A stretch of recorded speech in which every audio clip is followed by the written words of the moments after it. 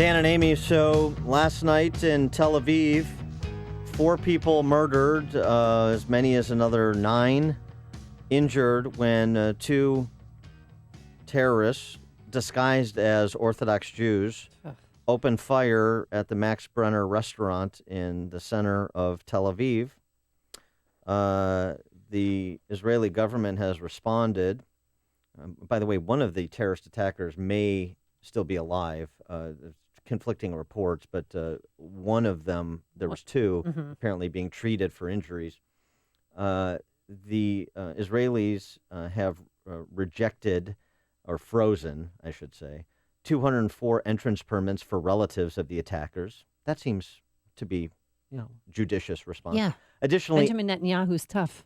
83,000 permits for Palestinians in the West Bank to visit family members in Gaza have been revoked, and all easing of security measures for Gaza Strip residents during Ramadan, particularly access to Temple Mount prayers, have been canceled. And there are 2 Palestinians from the same family.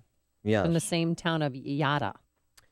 Yeah, and who are responsible. The response was celebratory from Hamas.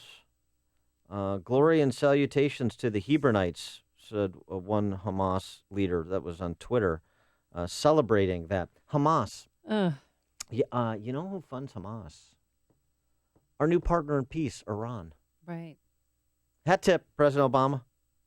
Let's get more on this and a little in-depth analysis. We're happy to be joined by our friend Dr. Sebastian Gorka, national security and counterterrorism expert. His book, Defeating Jihad, The Winnable War.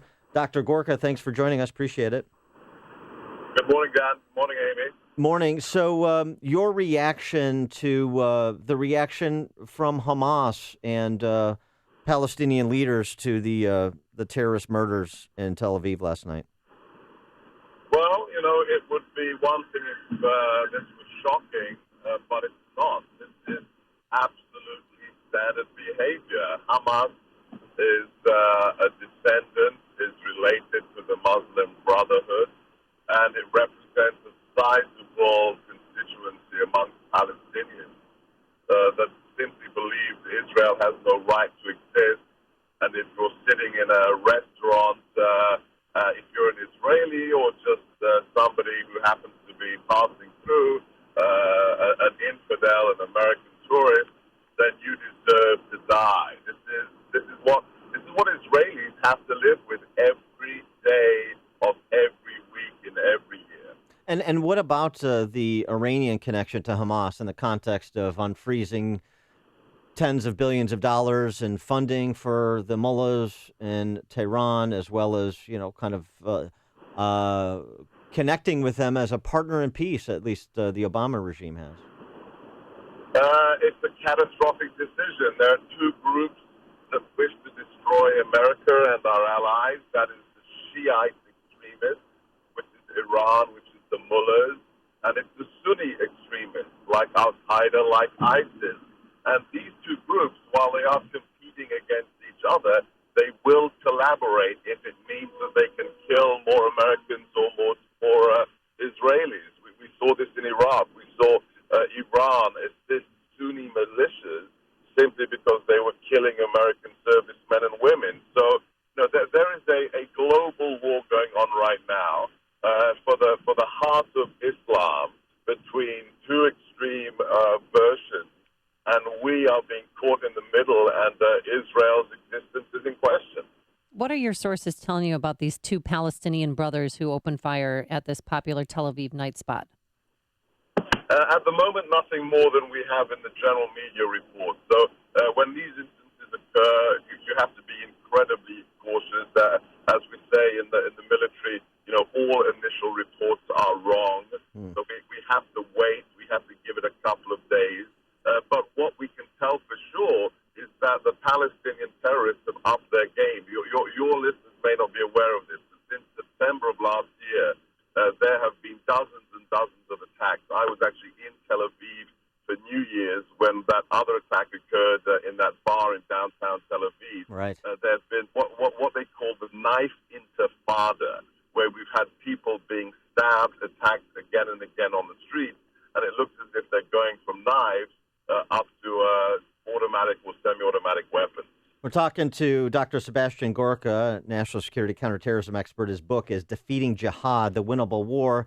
Dr. Gorka, now put this in the presidential context because we've heard from the candidates. You know, they addressed AIPAC a couple of months ago, and Donald Trump stayed on script, so he moved a little bit off of his previous comments of neutrality between the Israelis and the Palestinians. But what does the next president of the United States, whoever that may be, need to do to repair what President Obama and his administration has done to the relationship between America and Israel? Oh, very simply, just act as if we like our allies and we hate our enemies. In the last 7 years, we've done exactly the reverse. We've given $150 billion, not million, $billion to Iran, a regime that wants to exterminate Israel and wants to destroy us, the so-called Great Satan. We've turned our backs on our allies, especially in Central Europe. We need to just act like the America of the good old days, where if you are our friend, we will stand by you, and if you wish to destroy us, we will not facilitate you, and if necessary, we will take action against you. So, there are so many bridges bridges haven't been broken in the Middle East and around the world. They have been burnt to the ground by the Obama administration, and whoever the next president is, they're going to have a very, very tough time rebuilding all those bridges. And who do you think would be friendlier to Israel, Hillary Clinton or Donald Trump? Is that a leading question, counsel? I mean, it's clear from everything she said on the campaign trail that Hillary's administration would be a third term for President Obama. She's using exactly the same rhetoric. She's even said, I refuse to use the phrase Islamic terrorism or radical Islam. This would be just a rehash of what we've seen before. It would be disastrous. And if you look at her record with regards to the Clinton Foundation, the sale of U.S.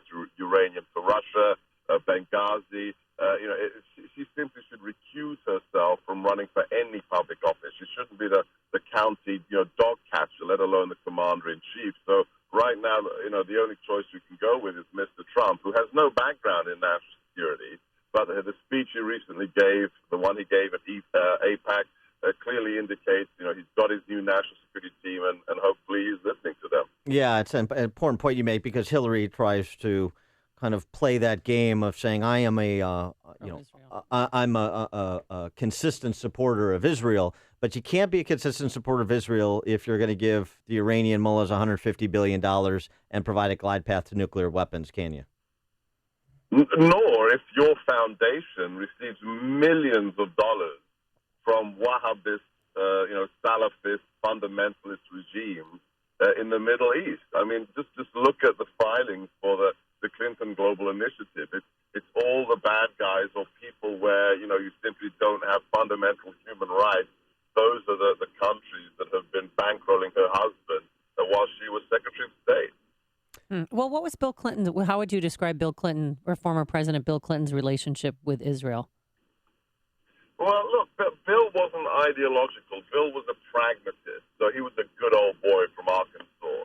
So he had a different, he would go along to get along. So it's very different from Hillary. For Hillary, this is a woman who, studied Saul Alinsky in college. This is a woman who is very driven ideologically. So it's a completely different kettle of fish. And unfortunately, as a paleo-conservative myself, I would actually admit that Bill would be a vast improvement over Hillary, except for what he does to young women in the Oval Office. Wow.